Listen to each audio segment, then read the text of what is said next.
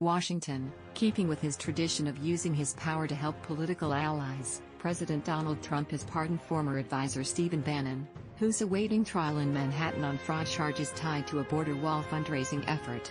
The pardon is unusual because Bannon has yet to stand trial, but it has a familiar ring for Trump because he granted it to a longtime ally who got into trouble with the law. The president has pardoned former campaign chairman Paul Manafort and former national security advisor Michael Flynn, and he commuted the sentence of longtime ally Roger Stone. Even Nixon didn't pardon his cronies on the way out, said Noah Bookbinder, executive director of Washington-based Citizens for Responsibility and Ethics. Amazingly, in his final 24 hours in office, Donald Trump found one more way to fail to live up to the ethical standard of Richard Nixon.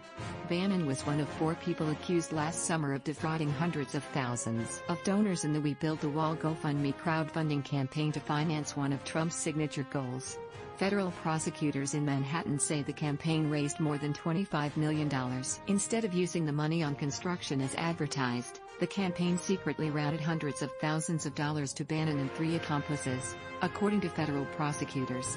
Honey Badger doesn't give. Steve Bannon fires back on border wall fraud charges. More than $350,000 was allegedly routed to Brian Kolfage, the campaign's founder, and Bannon received more than $1 million, prosecutors said. Kolfage, Bannon and 2 others were charged with conspiracy to commit wire fraud and conspiracy to commit money laundering, each of which could carry up to 20 years in prison. Ted Boutrous, a prominent First Amendment and appellate lawyer, slammed Bannon's pardon. Trump pardoning a guy indicted by the Trump Justice Department for defrauding Trump supporters over the fake Trump wall is a fitting end to the Trump presidency, Boutrous tweeted. After charges were announced in August, Trump said he felt very badly for his former advisor. Pardon for money scheme.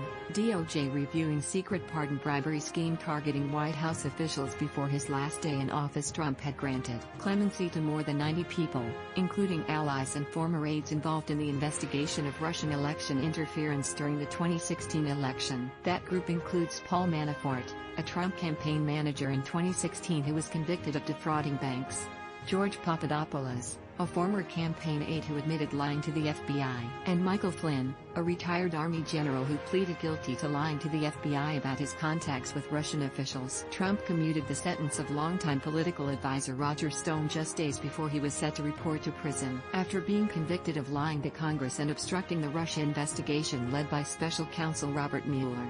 They were among the half-dozen Trump associates who were indicted as a result of former special counsel Robert Mueller's investigation into Russian interference in the 2016 election.